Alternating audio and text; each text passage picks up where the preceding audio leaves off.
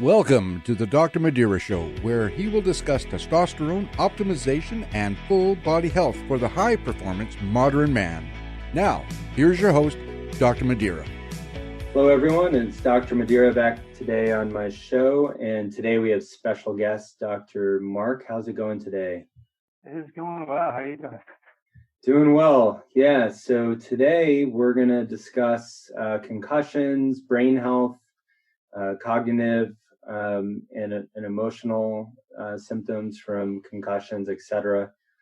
And you're a naturopathic doctor down in Scottsdale, Arizona, correct? Yes, I am. Yes, grew up in Arizona, did my education at Vestbiular University, and then I guess decided I hated myself enough to come back to the heat, and now I'm back out in Arizona.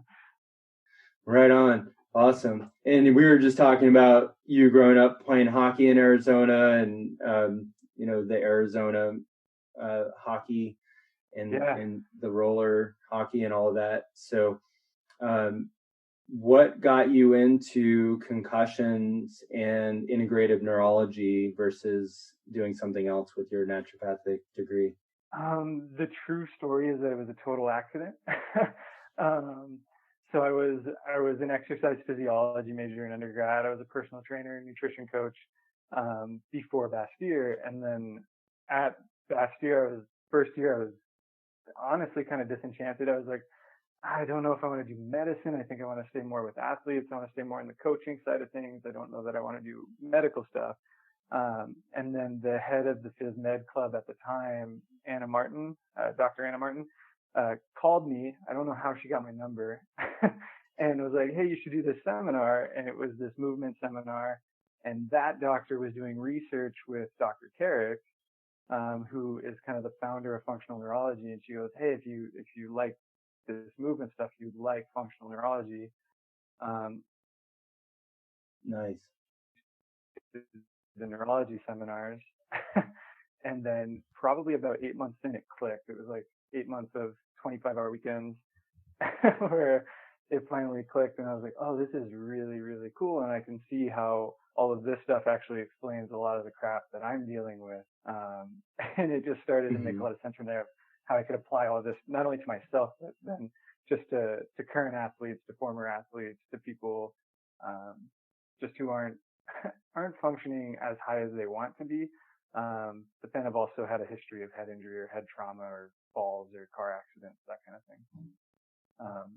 That's kind of how I got here. It was a total accident, but I love it. That's awesome. That's so cool. I mean, functional neurology is very powerful. And I've seen a functional neurologist for my own concussion recovery. And I think it's awesome work that you're doing. And that's why I wanted to have you on the show today to interview you about the work you're doing. And, I guess to be more formal, for those of you who don't know Dr. Mark, he specializes in integrative neurology, functional neurology, and metabolic medicine, striving to be a leader in integrative concussion recovery and movement performance, inspiring athletes and motivated individuals with simplicity and innovation to achieve new levels of higher quality performance in sport, work, and life, which is perfect for our audience of men who maybe are athletes who, either they're college or high school athletes, or they're very active in the outdoors.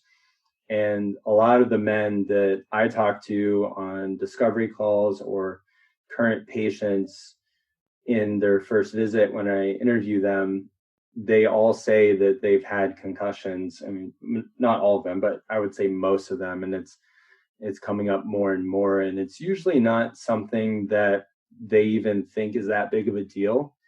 I even had a patient say that they dove into a lake this summer and they had already had at least one concussion from other things. And they said, I hit bottom and I hit my head and I was really dazed. And so obviously that's concerning when that happens.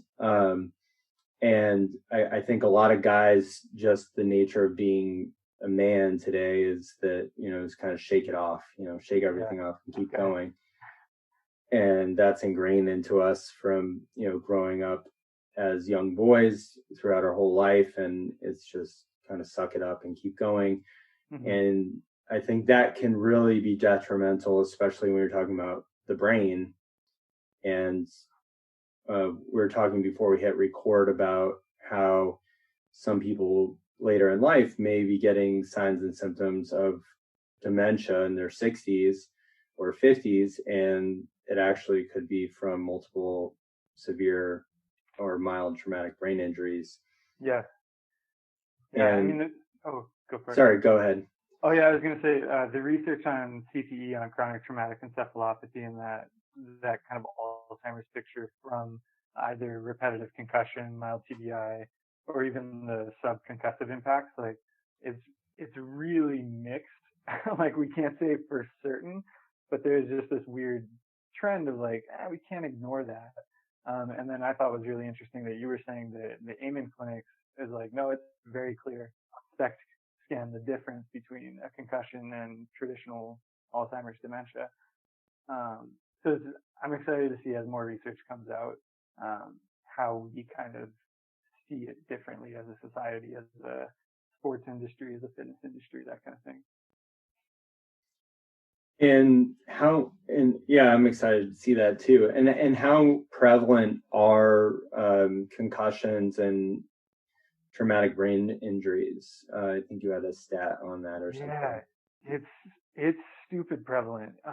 It is like it really is. I was looking at a study recently on the good old days bias, and we can talk about that later if you want, but it was basically kind of in the intro, the abstract. They're like, hey, globally, we can expect, and we have data that says globally, 50% of the world's population has either had a TBI or will have a TBI, at least one, in their lifetime, and 70 to 90% of those are concussions.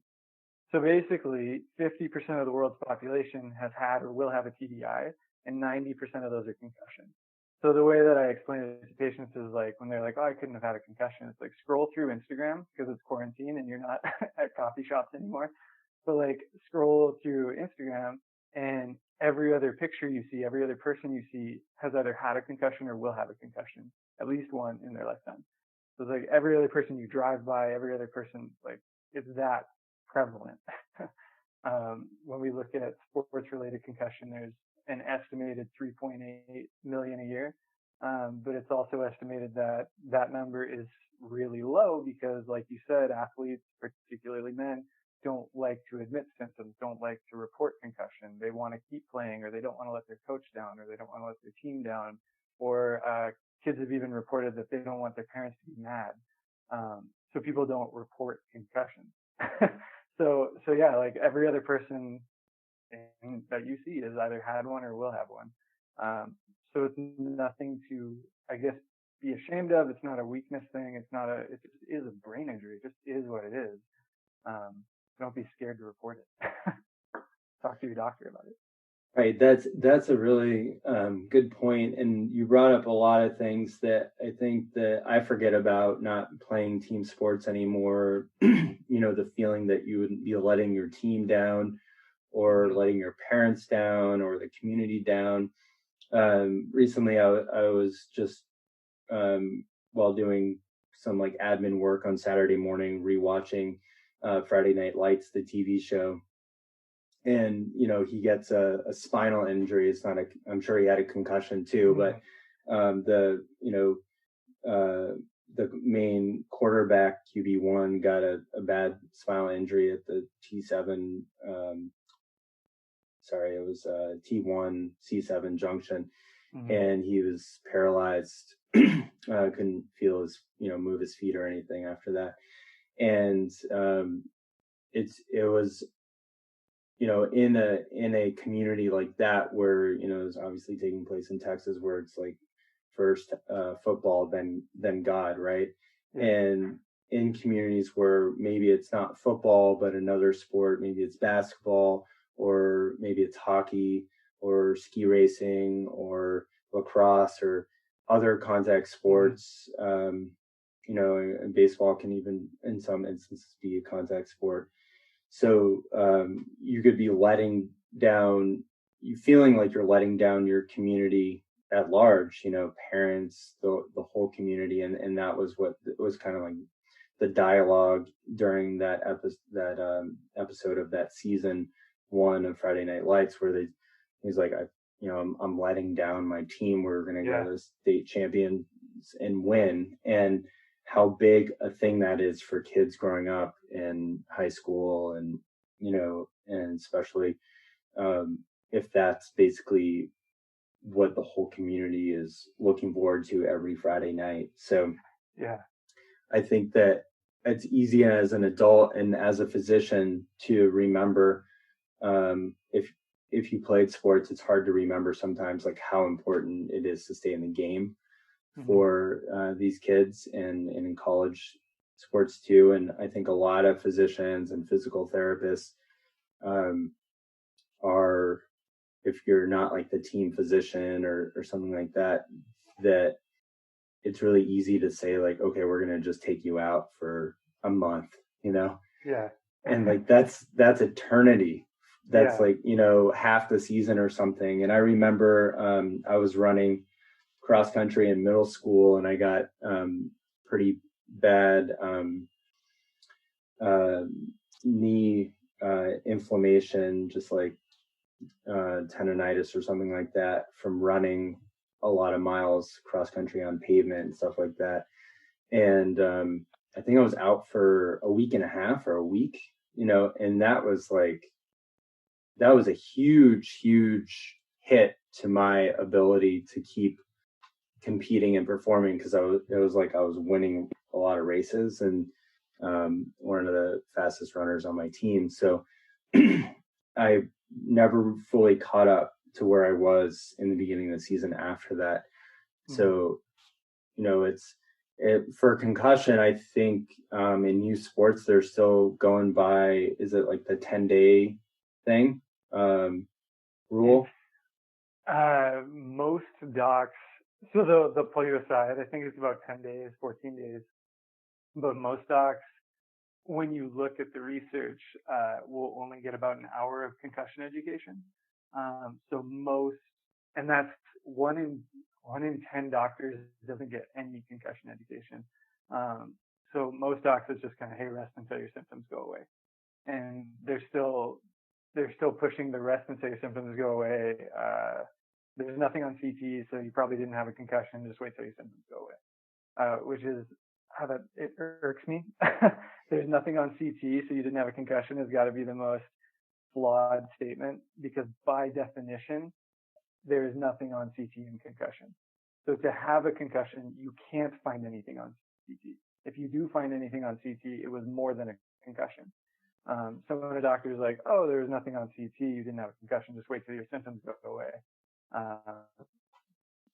They really just missed the boat and missed a huge opportunity of helping you actually overcome those symptoms faster. And then when you look at post-concussion syndrome or even the worries of CTE, second impact syndrome, those sort of things that can happen after a concussion, 30 to 40% of people that go untreated will go on to have post-concussion syndrome. So you're having all those concussion symptoms, the headaches, the brain fog, the slow thinking, the dizziness, the whatever. But instead of having it for a week, 2 weeks, you have it for months, 2 years. Like I've got some patients that we call it the legacy concussion, because they've been dealing with symptoms for years, but it was from their high school playing days. So I guess tying it back to, I just kind of what we were talking about, like, just don't be afraid to acknowledge it. I guess your audience is maybe not young kids, but if you are listening to this and you are a coach or you're a parent or you're a trainer kind of in the staff, like encouraging like acknowledgement of what the symptoms are and being able to say like, hey coach, I got these, because it could be as simple as a 7-day recovery, and explaining to your athlete like an example. So there was a study where they looked at kids who got to the doctor at different time periods and how long did it take them to recover. And so the one group that was considered early return saw a doctor within 4 days of their impact, and they recovered in around 20 days. Other kids saw the doctor in about 8 days of impact, and they recovered in like 76 days. That's huge. So a 4-day difference in reporting or seeing a doctor could be the difference in recovering in less than a month or recovering in about 3 months. So when you're looking at like actually letting your team down or actually letting your community down, not reporting and dealing with it and dealing with just the impaired performance aspects. Like even if you don't feel great, or even if you don't feel terrible, we know that without rehab, it'll take almost 60 days for reaction time to return to normal. And so that's 60 days of you having a poor reaction time trying to catch a pass or give a pass or read a play or do whatever you're doing. So it's just all around better to just acknowledge that it happened. Yeah, which is kind of the opposite of like the macho, suck it up, be a man mentality that we're talking about, and I think asking for help and admitting, okay, this is more severe than just a little bit of a bump on the head or something, or a minor injury. Yeah. And I think that's kind of my rub with calling it like a minor traumatic brain injury, because it's kind of like we're talking about the brain. So I did a podcast on this with Dr. Paul Anderson, and he said, there's nothing, if you've ever had a minor traumatic brain injury, there's nothing minor about it. No. So, yeah. I think a few things to clarify, because I'll see it on social media.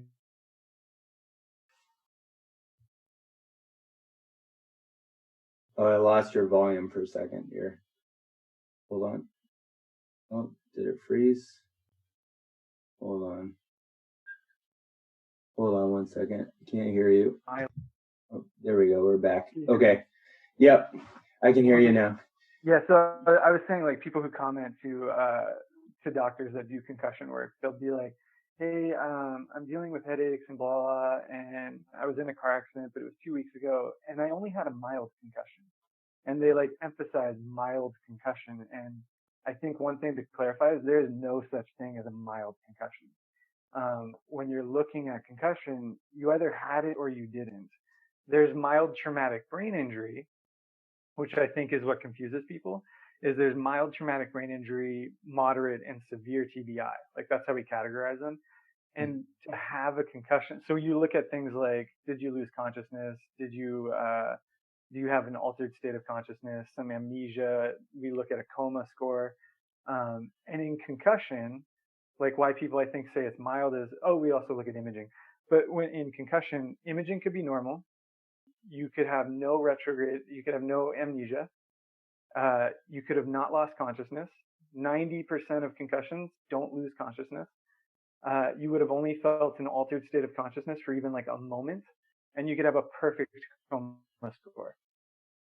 So if you put that all together, like to have had a concussion, you take an impact to the head or to the body, and for a moment, you go, whoa, that felt funny, and that was your concussion. And then over the next 3 to 5 days, you have headaches, or you have anxiety, or you can't sleep as well, or you're constipated, or like something's different after that impact, and you're like, but it was just a mild concussion. No, it was a concussion. that's just what it was. So I think that's just an important thing to note, is that there's no such thing as a mild concussion. You don't have to be hit in the head. You can be hit in the body. And less than 10% of concussions result in a loss of consciousness. More than 90% of concussion cases, you are fully conscious the whole time. You just felt kind of out of it for a second. And that was your concussion.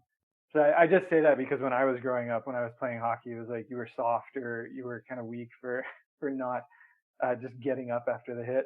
And so it was only a concussion if your ears were ringing, if you blacked out, or you got hit in the head. And really it wasn't like if, it was like all three of those things had to happen, or you're just being a baby.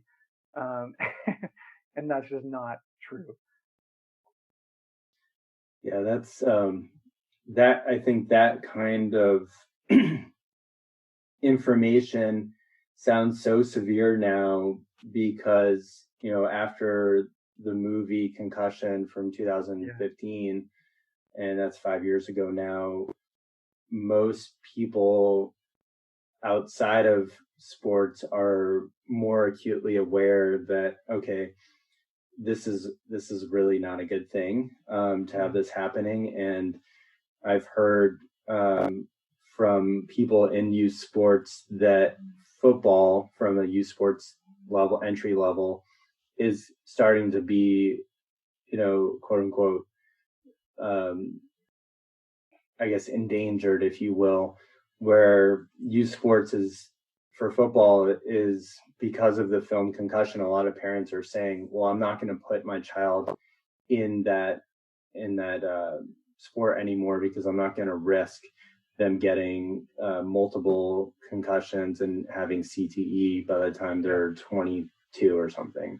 Yeah. So it's serious. I mean, I remember I worked in Arizona. I worked at a ropes course for a part-time job when I was in college there. And there was a high school kid who had 3 concussions. And I think he was, I don't know if he was the center or if he was a linebacker, but he was a big boy. Mm-hmm. And he wanted to play college football, but the doctor told him that if he gets one more concussion, that he would essentially be almost a vegetable. So I mean, I was kind of like, okay, why are you still playing the game though? I struggle with that because I grew up playing hockey. My brother played hockey, cousins played hockey, like love hockey. And I struggle, like I don't have kids, but I struggle with like, will I let my kids play? Because I played football, I snowboarded, I played hockey, like and I'm not a big guy. And I think I struggle with the idea of taking out a sport, but I like the idea of changing rules and regulations of like when kids are allowed to hit, like when, like what age kids are allowed to hit. And then really the recovery process. Because I think it comes down to like, you don't have to take out the entire sport. And I think that comes from, like me saying that comes from when you look at the CTE research and you look at like, when they looked at all the NFL players that had concussions, right? And they're like, all of them had this atrophy. When you look at their atrophy compared to like the healthy population, some aspects of playing in the NFL actually seem protective. Like they didn't actually have more dementia than the general population. They didn't actually have more heart disease than the general population. Sometimes they actually had less dementia or less heart disease. So it's like, it's kind of like, yeah, the head impact is something we definitely got to take seriously, but we don't know that that's what's causing this to say for sure, because there's like a million different types of dementia. CTE is this one small subset. So it's like, is it for sure? And it's cool that we got the Amen clinics doing the SPECT scans and saying like, yeah, it's for sure different. But then how do we quantify it? How do we know how to prevent it? Would these brains look different if anything was different when they were growing up? That's a really valid point. So I think where I would look at it is like, we've got, when you look at sort of the physiology, the metabolism of concussion, you've got the impact where you just kind of are dazed and you're like, oh shit, that was bad. For the next 3 to 5 days, your brain energy metabolism it kind of goes haywire for a second. That's why you feel disoriented. There's electrolytes, there's glutamate, there's calcium just kind of going all over the place. And that's where you feel that woozy impact, and that might be all you feel. And for the next 3 to 5 days, your brain's trying to clean up that mess. And so your brain energy levels drop in about 3 to 5 days. And that's when you typically feel your worst. So most people will get in the car accident or they'll take the hit on Friday. And then Monday or Tuesday, they're like, man, I just haven't been sleeping and my head really hurts and this is just kind of bad. And then in a normal recovery state, it's 7 to 10 days later. So perfect for a youth athlete is Friday to Friday, their symptoms go away. But that brain energy metabolism didn't restore to normal yet. So I think what's important for youth athletes and for thinking about like obliterating a sport is thinking about the recovery process and what we're actually doing to identify and treat. Because if you return prior to metabolic recovery, prior to passing your neurocognitive test, prior to passing your physical test, prior to like passing out of your symptom scores, all those kinds of things, you're still kind of like, I know people can't see this and I'm drawing it out for you, but like energy levels drop, symptoms return to here, but you're still not at full energy level yet. So if you take another impact, boom, you actually risk a more severe injury. You actually risk a delayed recovery. You actually, like, it takes longer for your metabolism to return to normal. So one of the things that the research kind of suggests is that if you have a hit on Friday and you take another hit on Monday, like, don't do that. That's really bad. But if you take a hit Friday and then you wait another 2 Fridays to take a hit, even if you haven't fully recovered, that's better. So the idea is like, hey, if you take a hit here and you wait the appropriate amount of time and you go through the appropriate amount of rehab, and we've got some measures of how your brain and how your body and how your physiology is functioning, and we can say, hey, you were able to pass this like rigorous aerobic test or this rigorous aerobic, anaerobic, mixed visual motion sensitivity, we had you spinning around test and your symptoms didn't flare. Like, dude, you can probably go play football again. Just don't get, like, try not to get hit. But theoretically, we don't have the research to prove this yet, but theoretically, we could say that if you took the hit and you went through full recovery, the next concussion you get, you're starting back where you started before the first concussion. What that does over time, probably not good. But, like, I guess the point is kind of like, I think there needs to be a big push for kind of destigmatizing the weakness around concussion. Destigmatizing that, like it's an invisible injury. So there's no scar, there's no stitches. You don't look tough for having a concussion and having to wear like colored sunglasses in class, So it's like, I guess, kind of really bringing an education and awareness around, like, if you feel hit or if you get hit and you feel X, Y, or Z, talk to your coach, talk to your trainer, step off the field. Because we've also got research that the sooner you step off the field, like the sooner you cool your core body temperature after an impact, the less the effect, like the less it slows down glutamate excitotoxicity. Like the sooner you get off the field, the better your recovery is. And I think the more we acknowledge that, the more we get better treatment strategies in place. I think I would argue that the SPECT scans might look different, maybe not perfect, but different. And there might be a different conversation around the sports. Because, yeah, basically that was the long me talking myself around struggling with whether I would let my kid play hockey or not.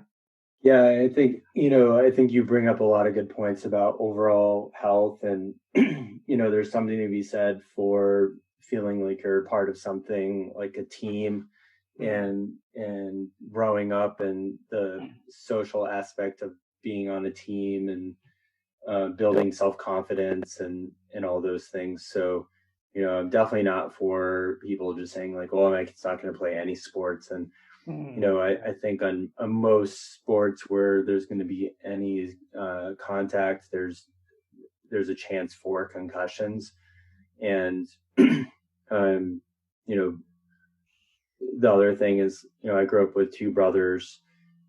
If your child doesn't play sports and they're just rough kids, you're still at high risk for getting a concussion just from playing with your friends, So I think it's one of those things where you got to look at this whole thing from a different point of view in the recovery section, like you're talking about. I just wanted to back up for a little bit for the audience and talk about some key signs and symptoms so people can kind of diagnose maybe their kids or themselves if they are mountain biking and hit a tree or something, or get in a car accident and get really bad whiplash, or if there's a falls are a big big cause of concussion. You trip on your kids' toys or something like that and land on the back of your head on the floor, or there's so many ways to get a concussion, slipping on ice. I had one patient trying to catch her phone. Her phone was ringing and she tripped over her cat. Had a severe TBI. She actually went into a coma for a little bit. And then I had one patient who was getting a mammogram and went vasovagal and hit her head on the filing cabinet next to the mammogram machine. And so that was her concussion. So it's like 2 falls, not athletes, just like, I guess, sort of routine things that led to a concussion. Yeah. Yeah, I think most of the people that I talk to, even athletes, their concussions were from doing something else, whether it was snowboarding or they were, in a car accident or um, diving into a lake or something like that. So you can be an athlete and get a concussion doing something else, like on the Yeah. weekend or just falling on your stairs in your home or something. So, or tripping over your cat or dog, like you said. So I think a lot of the conversation today has been around sports, but and yeah, that's a big cause, but car accidents, there's a ton of car accidents every day in metropolitan areas all over the country and the world. And I think a lot of people don't realize you can get from whiplash, you can get a concussion, and most of those people have concussions or minor traumatic brain injuries. So what would be some key symptoms in the acute stage, and then how do we define post-concussive syndrome?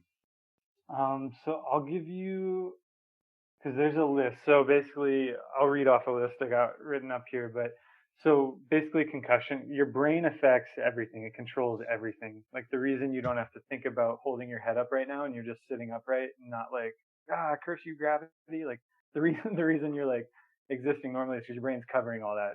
It's feeding your heart. It's digesting your food. It's doing all the things. So after a TBI, like there's physical symptoms, there's cognitive sort of mental symptoms, and then there's also like emotional, psychiatric symptoms. So when we look at concussion, like on the sideline, we'll go through the SCAT-5. In the first 24 or 48 hours, we'll do that if it's acute, but we'll look at a list of like 22 symptoms. So it's not just ringing in the ears, headache, blackout. Like there's 22 things we look at, and they cover physical, cognitive, emotional. The symptoms that I'd read off that I think are worth it is sort of the red flag symptoms. So sort of the symptoms that would warrant an emergency room visit or some emergency imaging within that first 24 to 48 hours after a concussion. And so that would be like a severe or worsening headache. So the headache that just doesn't get better. It keeps getting worse. Sorry. If you're very drowsy or you can't be woken up, having a seizure-like activity, having a decreasing level of consciousness more than 2 hours after the injury. So the hit was at 7 or the car accident was at 7, and at like 9:30 you can't really recognize people or places, or the person you're with can't recognize people or places. So there's unusual behavior. You're very confused. You're very irritable. There's going to be weakness or numbness kind of in the arms or the legs, unsteady on your feet, slurring speech. These are all just kind of things where like, hey, if this is happening, you want to get imaging. There could be blood on the brain, there could be fluid leaking. We just want to make sure that you're okay. It's not more than a concussion, or it's not a concussion and something else. If you have fluid leaking from the ears, bruising behind the ears, two black eyes, if you're vomiting, if you can't remember for more than 30 minutes before the injury. So I actually had a patient where just recently was outside with friends and family, kind of skateboarding, wheeling around, and was doing a trick or going down a hill or something, and kind of caught a rock or caught a crack, and fell, hit his head, and then kind of got up and he's like, I knew what happened. I knew I hit my head, but I had no idea how I hit my head. I had no idea why my skateboard was there. I had no idea where I was. I couldn't remember like how we got here. I didn't remember why my family was there. I didn't remember the week before. Like he needed imaging. So those are it was a long list, but basically those are kind of symptoms where it's like, if things keep getting worse, if the headaches keep getting worse, if the drowsiness keeps getting worse, if consciousness keeps getting worse, if you have two black eyes, bruises behind the ears, or fluid coming out that shouldn't be, that's just a sign that like, hey, you should probably get imaging, make sure your brain is okay. Outside of that, like it affects a lot. So there's the physical, the cognitive, the emotional. So I think one thing people don't realize is after a concussion, one of the biggest things that I'll hear from patients is irritability. So just I'm crankier, I'm shorter, I just have a shorter fuse. I feel like my motor is always running is something I always hear. My equilibrium is off. So there's a lot of things that can go on. And what we see when it becomes post-concussive is that normal recovery timeline says that those symptoms go away in 7 to 10 days. When it goes longer than 2 to 4 weeks, so you still have headaches, you still have blurred vision, you're still super irritable, you still can't sleep. Like the list goes on, but if those are happening 2 to 4 weeks after, you've missed that recovery window, and now you're safely in that post-concussion bucket. To diagnose post-concussion, ICD-10 says you need at least 3 of those symptoms 3 months after the impact. But most concussion consensus statements say that 2 to 4 weeks is kind of the cutoff. Clinically, if you come in to see me and you still got symptoms at 7 days or 8 days, I'm just going to say, hey, let's not wait another 2 to 4 weeks. Let's just start treating you now. Let's just jump into it now and see if we can't get you recovering sooner. I hope that was helpful. Just kind of knowing the symptoms that are not worth waiting.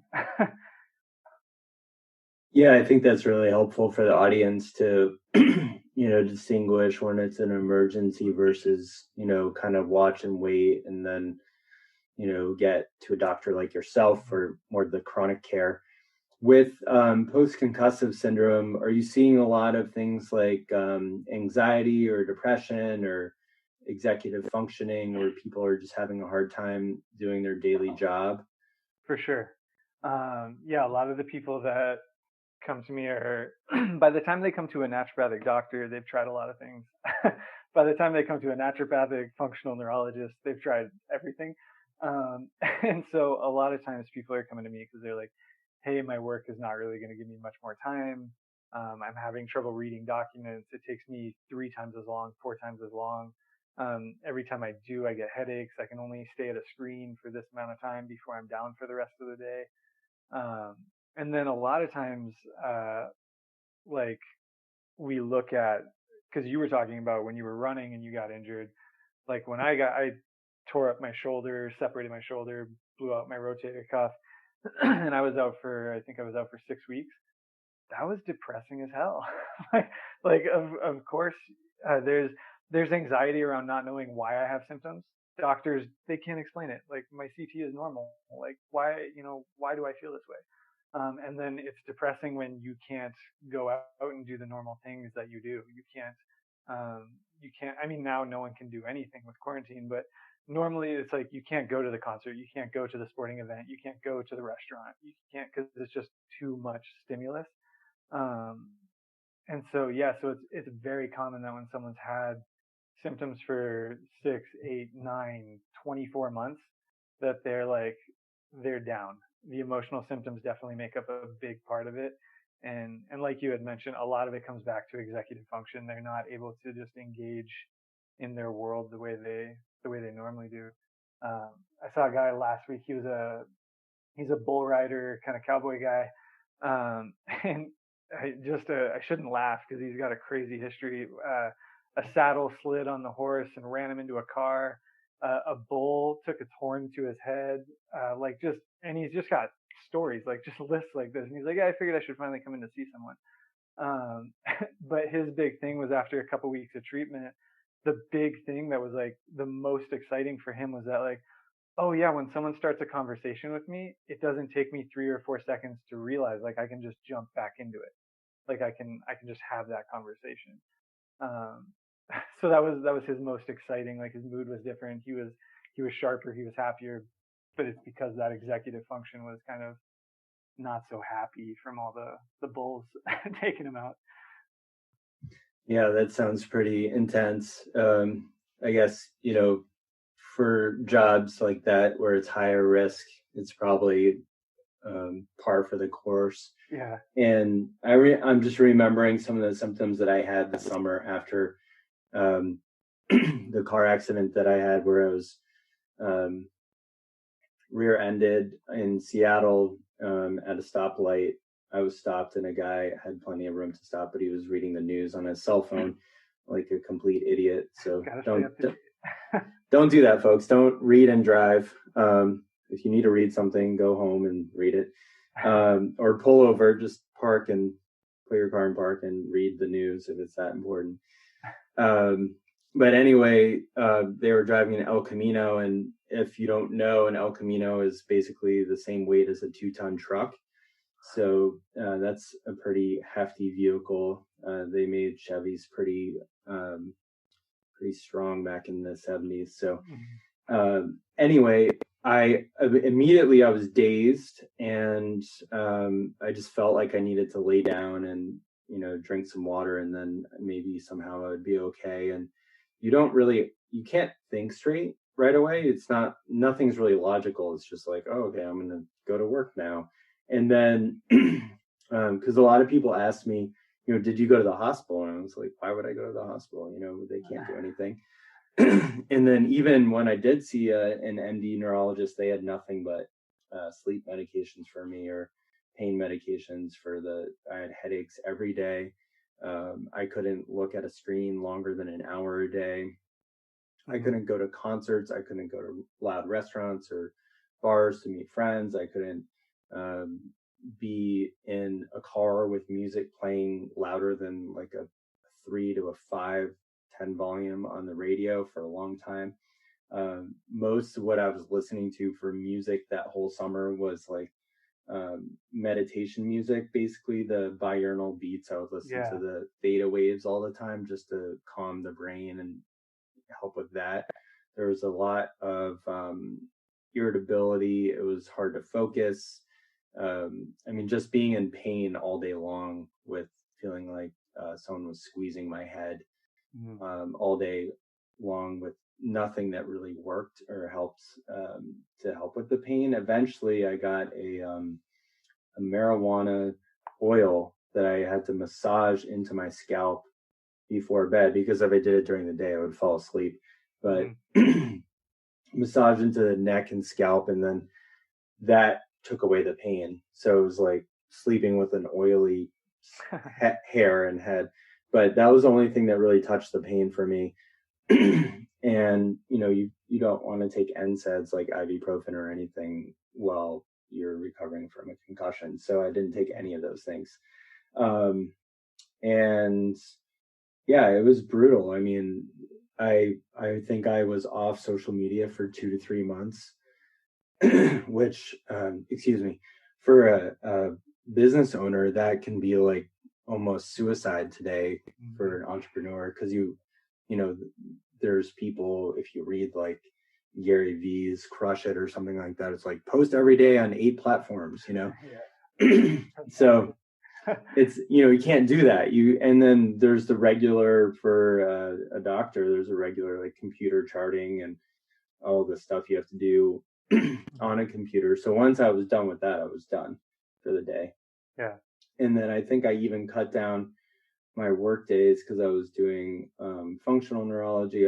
Eventually I did that, but I was doing a lot of hyperbaric chamber and stuff, and IV therapy with Dr. Anderson, and then chiropractic, and then getting acupuncture in my scalp.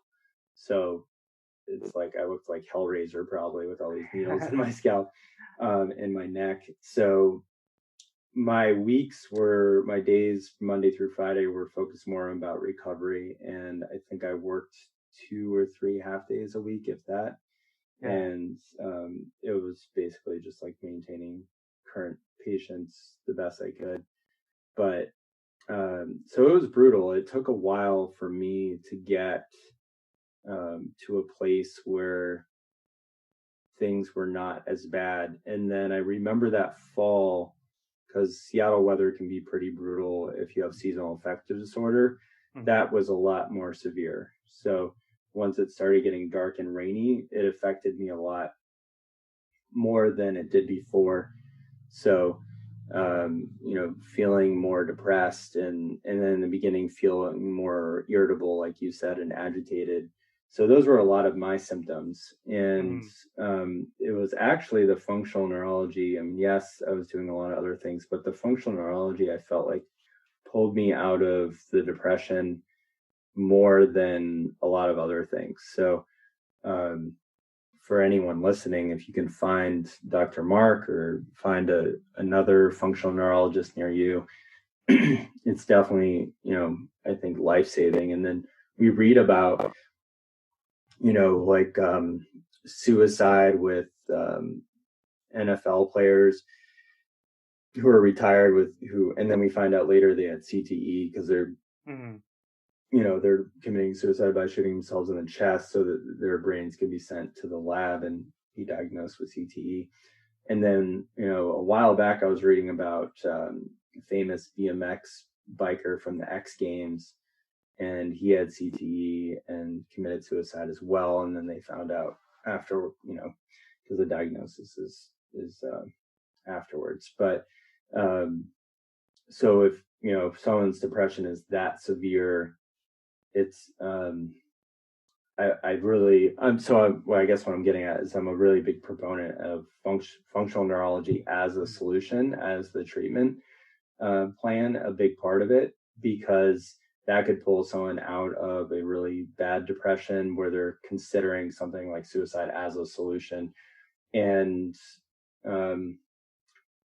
psychiatric medications long term, I don't think are the solution. I mean, maybe for 6 to 12 months, but long term, it's a brain injury. So we need to deal with resolving the brain injury, not having someone on a medication for forever and ever. So whereas, you can use it for 6 to 12 months while you're working on some underlying things, especially if someone is already suicidal. But doing the other work is treating the root cause, in my professional and personal opinion, from what I experienced. And not to say that if someone's listening to this and you're on those medications, there's no shame in that. I did eventually, I think I did take a low dose Wellbutrin throughout that winter.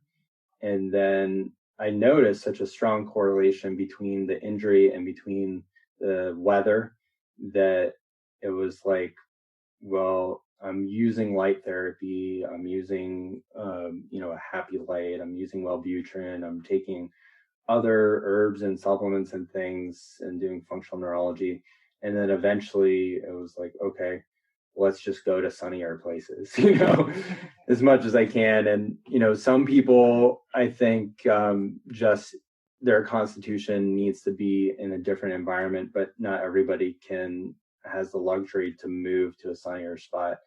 I didn't have that ability. So it was just positioning your vacations to, okay, that's part of your treatment plan for myself. So, which I think most people in Seattle gravitate towards that anyway in the winter. Let's get to the sun. But when it's connected to your mood so strongly, I think that it's really, really important for people to do what they can to, figure out how to execute a lifestyle that is giving them a better mood prognosis. So that was my experience. And it was basically 4 months of a severe headache every day.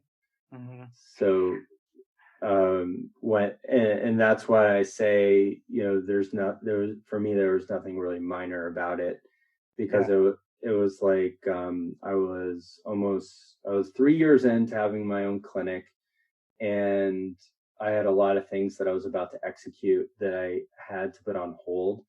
And then it got to a point where it was like, oh, wow, okay, it's not just going to be the summer. I'm still not 100%. So I wonder if my business will survive this. So, and I know a lot of people are kind of been going through that this year with the pandemic. But head injuries can do that for people, where they're like, hey, I can't really work the way I used to. I can't work 50, 60-hour weeks anymore. I can work a 20-hour week maybe. So I think the work you do is so valuable in helping people get back to their lives that they had before. And then maybe also realizing like, okay, well, I don't really actually like doing that, or don't actually like living in the city anymore where the weather sucks for most of the year. So maybe I'll move, for my own health and well-being. And so it can really kind of like exasperate things that maybe weren't were already there. So if you have like a predisposition to depression or seasonal affective disorder, in my experience, I saw that seasonal affective disorder got a lot worse, to a point where it was like, okay, this is notable. And my naturopathic doctor was like, all right, let's try Wellbutrin. And I was surprised, because I was like, it's not, in my mind, I was like, it's not that bad, I'm just, the light turned on and you're yeah. And then when you fill out one of those questionnaires too, I think it's like the Beck depression scale or something, the very conventional depression questionnaire, and it's like, oh wow, I'm checking off like a lot of the boxes here. But in the Western medicine community, they see it as, okay, you have depression and you had a head injury, not, okay, the depression is caused by the head injury, which they don't make these connections that we're making, and which just seems kind of almost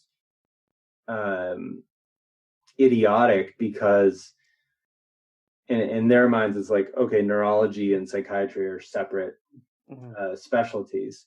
However, it's almost idiotic, because the brain there's no like specialties in the brain, right? Like there's centers that do different things that a lot about, but the brain is all the brain. It's not like the brain's like, oh, okay, like let's go talk to that guy over there because he's a specialist for this symptom.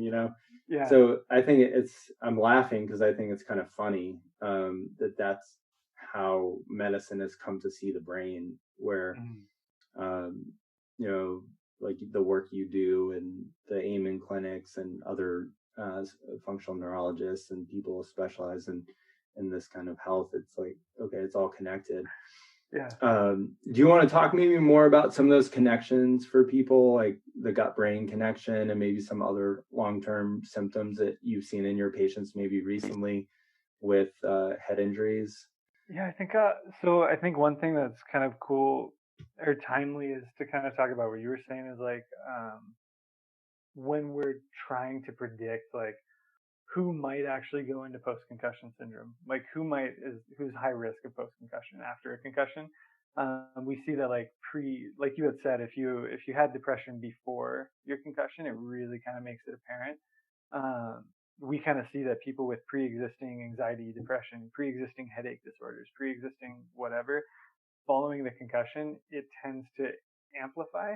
And it's kind of hard to tease out, like, is it the concussion that's making that worse, or is it that making the concussion worse? And so the treatment then is kind of, you can't, like you said, you can't separate it. You gotta play with both of them. And yes, I guess to share my story and tie it into the gut-brain axis. So I was a hockey player. I think my first ever, I've had more than 5. Just kind of being, like you said, being a boy growing up with a brother. We'd jump out of trees with plastic bags, seeing if they worked as parachutes.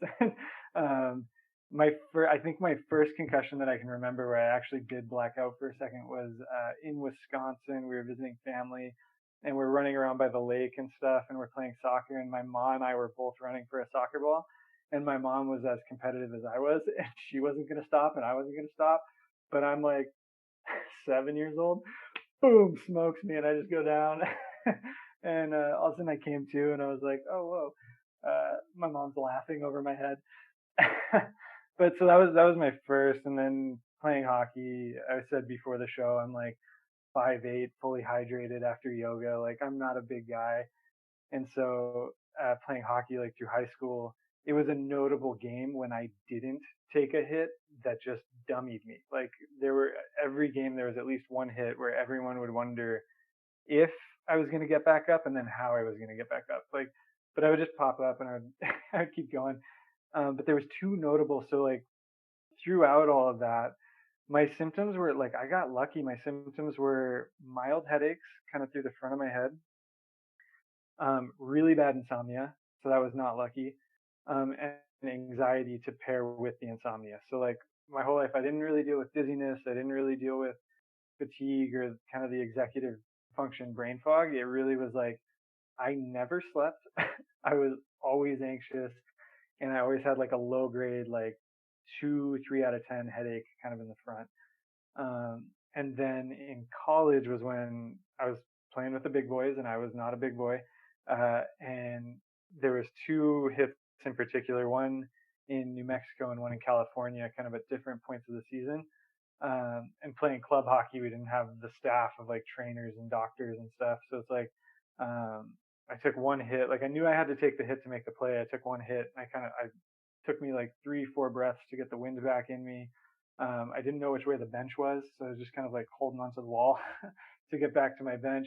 And then my coach just kind of like rubbed my shoulder and was like, "You okay?" And I was like, "Yeah." And I sat for 2 shifts and I played the rest of the game. And then later in the season, I was racing for a puck to make sure it wasn't an icing, and I'm about to smoke past the defenseman, and he goes, "No, you don't." And he cross-checks me, and I was 15 feet from the boards, but at the time I could skate close to 30 miles an hour. And so I'm hauling at this puck, and this guy cross-checks me, give me a shove, and I went face first into the boards hard enough to dent my cage. And by the time I got back up, the play was already on the other side of the ice, and I didn't know how it got there. And it took me more than 10 seconds to get to the bench, which should have taken me 3 seconds. And all that is to say is after all of that, I still only dealt with low-grade headaches, insomnia, and anxiety. So I got really lucky on the symptom spectrum. But the interesting thing was, I stopped playing hockey my sophomore year of college because I was like, I'm going to get serious about med school. I'm going to become a personal trainer. I'm going to work with athletes, yada yada. And I was also a physiology tutor, and I had like double booked myself, where I was like, oh crap, I got this client at this time, and then I got 5 minutes to run across campus to go like tutor someone. And I stopped at the gym to get a protein shake, and it was just like chocolate whey protein, peanut butter, like it had like milk or something in it. And I sipped it, and you would have thought I snorted pollen. I had the weirdest, it was probably an IgE, mild IgE reaction. But so I had this whey protein. I had to cancel the tutor session anyway because I was just like stuffed through my nose, just watery eyes, like could not function, had to go home from a whey protein shake. And I was like, what the hell is going on? Because at the time I was drinking 2 gallons of whole milk a week playing college hockey. Would have, cheese on everything. I was born in Wisconsin, like it was cheese. And all of a sudden, like boom, like that, 3 months after the season ended, I couldn't tolerate dairy. And to this day, I still like, I can have cheese and I won't go like, I'm not like sniffing and like look like I got stung by bees, but like, I still can't tolerate dairy. And that comes back to the gut brain axis. And that gut brain axis is like huge in whether you're going to have persistent symptoms or like other symptoms kind of perpetuating that concussion. And so the idea there of like, how the hell does concussion relate to a whey protein shake was after a head injury, you've got all this inflammation. It's an injury. Like with any injury, you expect inflammation. So there's inflammation in the brain. And so within a matter of hours, your blood-brain barrier gets leaky. And so does the gut. In rats, it's as soon as an hour after. In most human studies, they say around 8 hours before your gut gets leaky. But so now my gut, which probably, like eating a college hockey player diet, road trips, and like snacks and crap, like my gut was probably not so happy and zen in the first place. And with poor sleep and all the stuff we have on that. So what happens is the blood-brain barrier gets leaky, the gut gets leaky. So now the gut lets in all like LPS and bacterial metabolites and food proteins that normally shouldn't get in. And so your immune system starts to react to it, and it causes this inflammatory cascade. Well, now your blood-brain barrier is leaky, so all that inflammation can make its way from your gut to your brain. And so now your brain stays more inflamed. And then that keeps your gut inflamed, and that keeps your brain inflamed, and that keeps your gut inflamed. And it's this like cycle. So for me, it was just a matter of a bunch of subconcussive impacts through high school, 2 big ones in college. And then boom, the whey protein shake that broke my back. And so when I look at concussion patients, we do like diet is huge. I talk about nutrition, movement, mindset for like the foundations of recovery. And with nutrition, especially in concussion patients, we're looking at food intolerances. In acute concussion, like if you come to me 2 days after your concussion, I'm like, hey, just regardless, we're going to cut dairy and gluten for the next 2 weeks at a minimum, just to avoid that potential inflammatory cascade from even being triggered in the first place. Yeah, so the gut-brain axis is huge in concussion. We've got evidence that once LPS makes it to the microglia, so once this lipopolysaccharide, this like inflammatory carbohydrate from bacteria makes its way up to the immune cells in your brain, one exposure can keep inflammation going from that microglia for the next 10 months, which is insane. And so when you think about after a concussion, like after head injury, so like I took that hit in New Mexico, and then I think we ate at like Arby's on the road trip home, you know? So it's like I had that head injury, and then within hours my gut's leaky, and then I'm eating fast food, and I'm sitting on a bus, I'm not sleeping well. So it's no wonder I had anxiety. It's no wonder I had headaches. It's no wonder that I had the insomnia, because my functional networks in my brain were crossing all the time. My motor was always running. I was anxious, and so of course I'm not going to sleep, and that's going to mess with my gut, which is going to mess with it all. I don't even know if I answered that question fully. Yeah, I think you did. I mean, through your own personal experience around concussions and the gut-brain connection, and how severely important they are, and how they manifest symptomatically for people, and for you is like the whey protein being the big red flag, and figuring out that, oh wow, this is, I never had this before. Did you have anxiety before all those head injuries? No, it started to build in high school, and I had some like life stress growing up, but like it didn't match. It was just like the perseveration of it all, that I was like, why can't I get out of this loop? Yeah. And it's like, again, when we look at, so just kind of an interesting note, like people will say like, oh, my memory is garbage since the concussion. Like my memory is garbage. Can never remember where I put the keys. I forget my order, or I forget, like this, whatever. And oftentimes it's not memory. So like, I test people's memory with the EQ app and with stuff in office, just kind of objectively measure stuff. And people's memory, their immediate memory and their delayed memory, is otherwise fine. They're like in the 85th, 95th percentile of normative values, but their working memory and attention is garbage. Their executive function is garbage. Visual processing, garbage. And not to say that in a mean way, but just to say, like, people are like, oh, my memory's off. And it's not that you don't remember. It's that you can't pay attention long enough to remember. Like the wires keep crossing. So the default mode network, executive network, they should kind of work at separate times. Default mode network is kind of autopilot, like when you drive to work and you don't remember how you got there, you just got there. And then executive function network is kind of what we're using right now to communicate. And in concussion, they just overlap. Like executive function doesn't really turn off. Default mode can't really kick on. You can't get into that kind of chill state. And so you think you can't remember when really it's just you can't pay attention. Yeah, I think that's a really valid point. That brings up my next question for you is roughly, I mean, if you could estimate, what percentage do you think of adult ADD is actually executive functioning disorder caused by concussions? That's a good question. Do you think it's high? I mean, are you seeing a lot of people come in and they're like, oh, I've been, for the last 2 to 5 years, I've been taking a medication for ADD, and I'm adult? Because usually ADD is diagnosed in childhood and it's on the autism spectrum disorder, so it has some genetic components, and we know more about it as naturopathic doctors, but one of the things weird that it's diagnosed as adults. Yeah, one of the things I would jump to there is like, so remember that almost every other person you see has probably had a TBI. So that's a high thing there.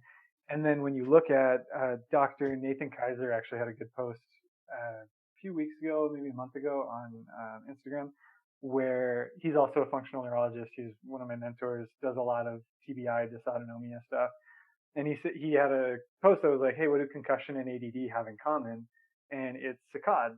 And saccades, saccades, however you want to say it, they're fast eye movements. So if you're looking at a cup and you want to jump over to like your pen on the desk, that jump is a saccade. So not your head moving, but just your eyes kind of jumping is a saccade. And we see aberrant saccades in ADHD, ADD, and we also see aberrant saccades in concussion. And so one of the things that I do with patients is we'll look at eye movements, we'll look at smooth pursuits, we'll look at vestibular reflexes, we'll look at saccades, and research shows that 90% of TBIs have an oculomotor dysfunction. More than 50% of the brain is devoted to vision and eye movements. So if we have a problem with eye movements, we can trace it back to a problem in the brain. And so to answer your question, like every other person you see likely has had a concussion, and every other person you see, there's a 90% chance that there's a problem with their saccades. So there's a good chance that those two are more related than convention would want us to believe. That's helpful. I'm glad to hear you say that, not because I think it's good that people have had concussions at such a high rate, but I do think that our reliance on modern day psychiatry is flawed at best, because without any, SPECT scan, without any functional neurological diagnosis, we were basically going on these kind of subjective man-made list of symptoms that are, for lack of a better description, made up, Yeah. And I think it's unfortunately largely driven by the pharmaceutical industry to sell medications that in a lot of cases were either only designed to be used for short periods of time, 6, and if we're talking about like an SSRI for 6 to 12 months at most while someone's doing therapy. And if the root cause issue is something that do with a brain injury, then not only are you not treating the root cause, but you're actually changing the wiring and the brain chemistry, where the brain chemistry will never, after a period of time on that medication, will never be able to revert back to the way it was before. And there's also like frank nutrient deficiencies that some of these medications can cause. And in the men's health spectrum, there's a whole SSRI syndrome, sexual syndrome, caused by side effects of low libido. There can even be signs and symptoms of like other sexual symptoms where like people don't have any sensation during sex or weight gain. So all things that nobody wants. And these side effects can last long after the people stop the medication. So, that has basically irrevocable harm potentially to a marriage or a committed relationship. And a lot of people, a lot of men, it's like their egos and their sense of confidence are tied into their sexual health. So, and they're basically their careers. So any area where they're not performing well, they're going to feel less confidence, and that can spill into other areas of their life. So if it's in their career, it can spill over into the relationship. If it's in their sexual relationship, it can spill over into their career, or, their ability, if they're in sales or something, to make those sales.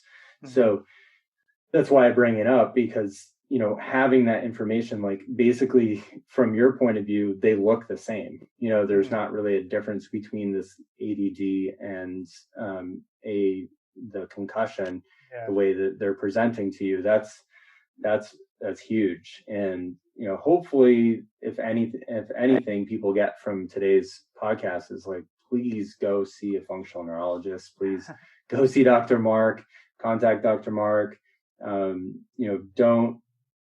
Don't go by the age-old thing of, okay, yeah, I just got a concussion, I shook it off, and I tried to rest a little bit and hydrate and call it good.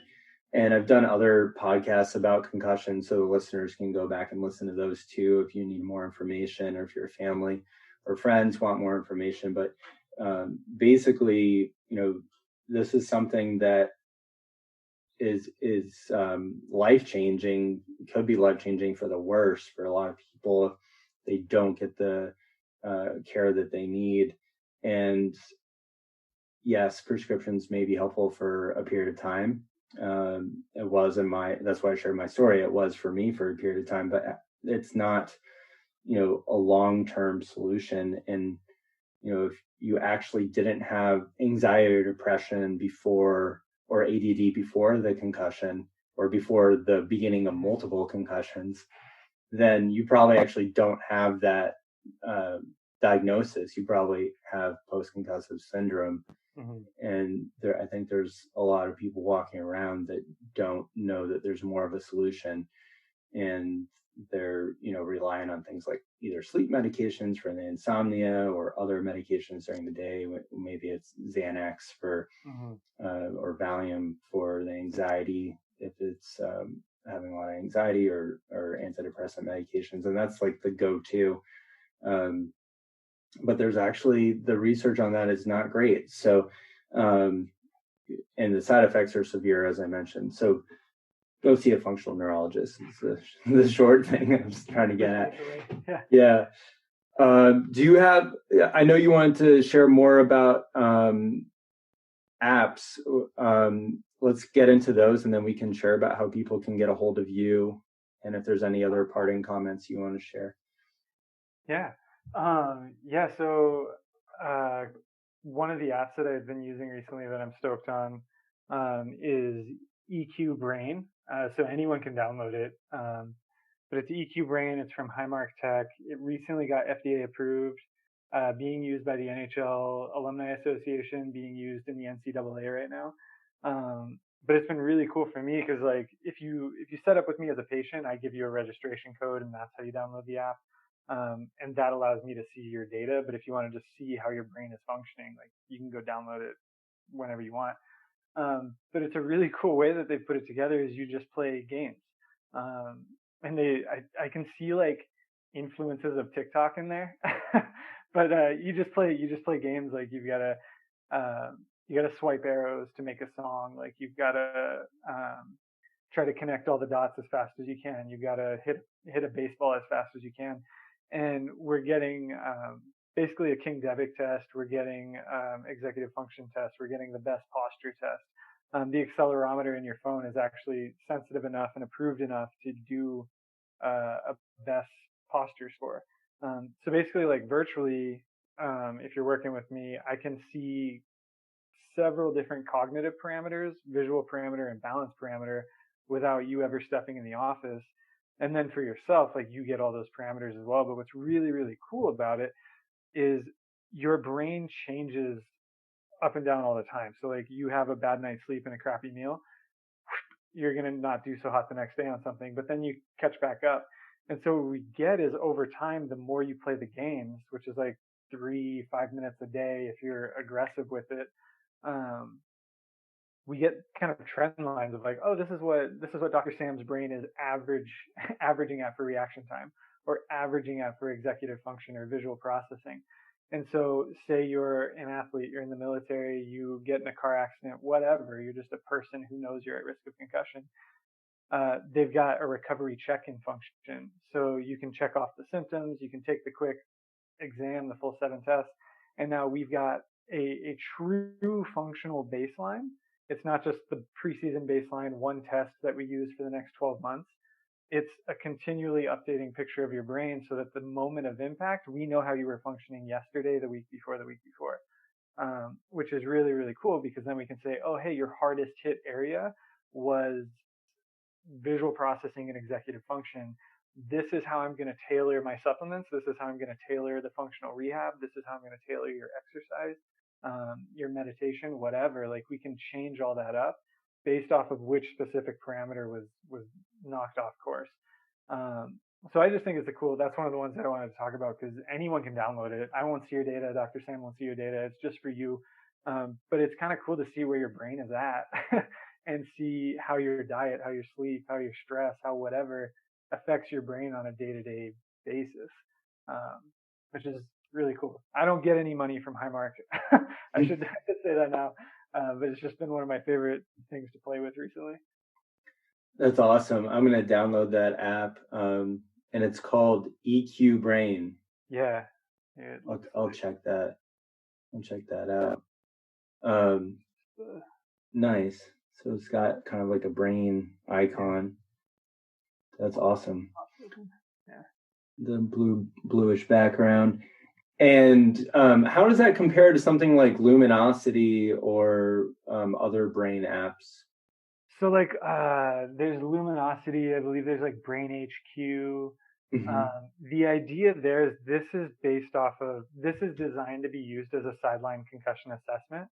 So the idea is to like hook up an entire team with this, or hook up an entire squad. Like if you're in the police, you're in SWAT, you're in whatever. The idea is to hook up so that if you're at risk, we're getting continual data. So just from the idea of neuroplasticity, like you should get better at the game as you go, but eventually you'll plateau. You're only going to get so good at a game.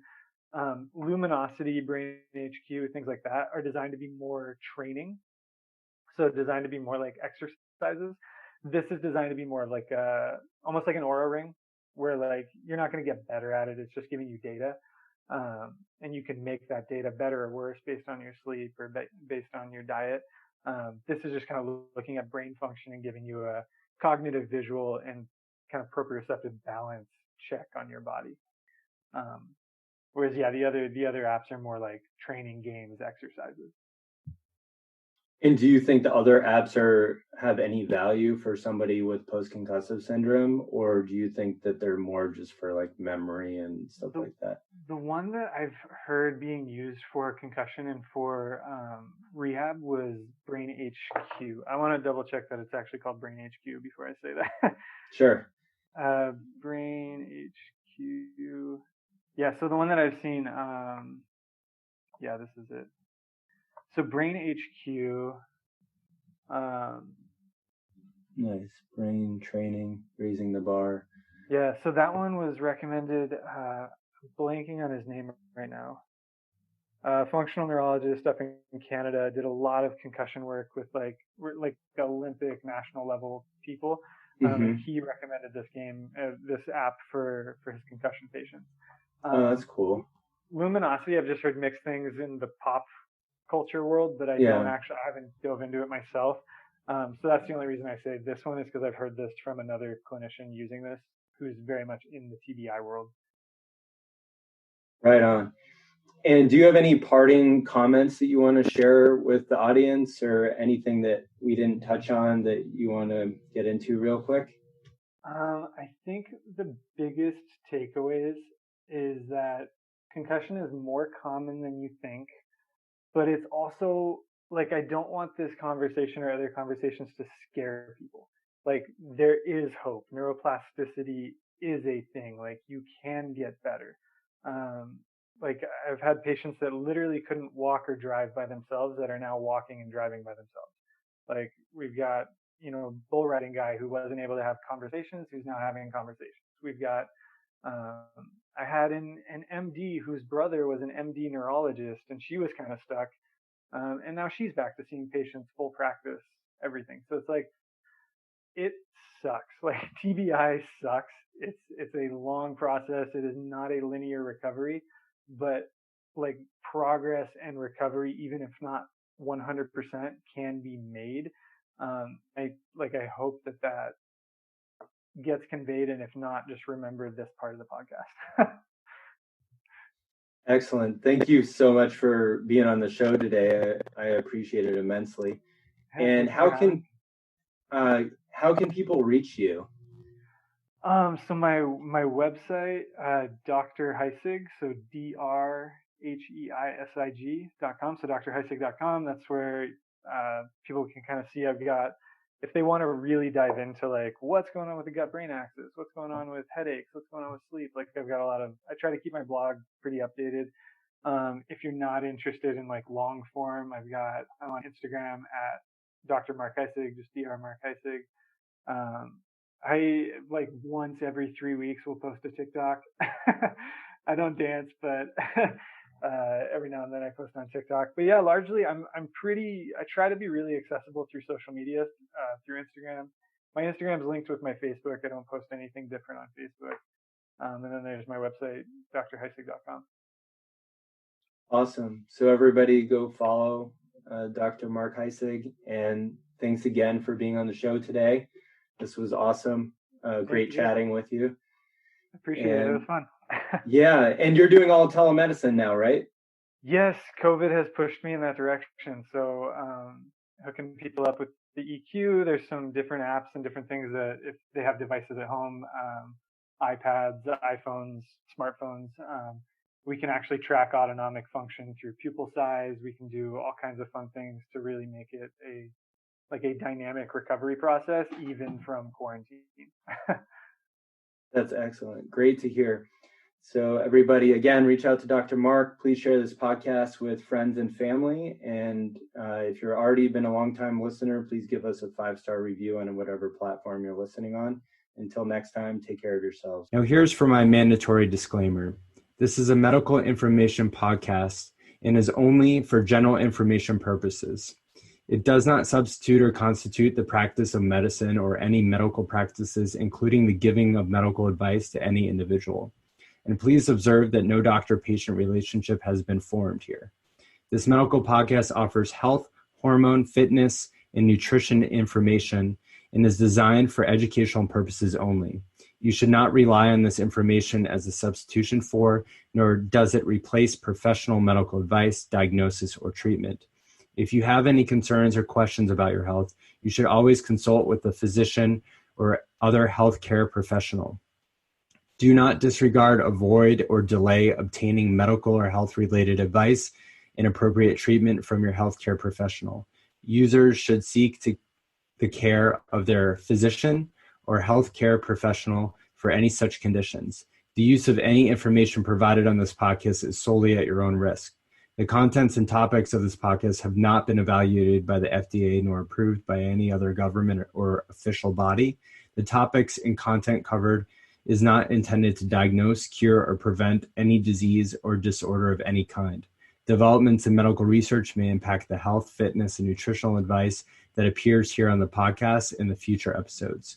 No assurance can be given that the advice contained in this podcast will always include the most recent findings or developments in medicine with respect to the particular material covered. If you are in the United States and think you are having a medical or health emergency, call your healthcare professional or 911 immediately. Thank you for listening, and we look forward to hearing your feedback and looking forward to have you on future podcasts. Thank you.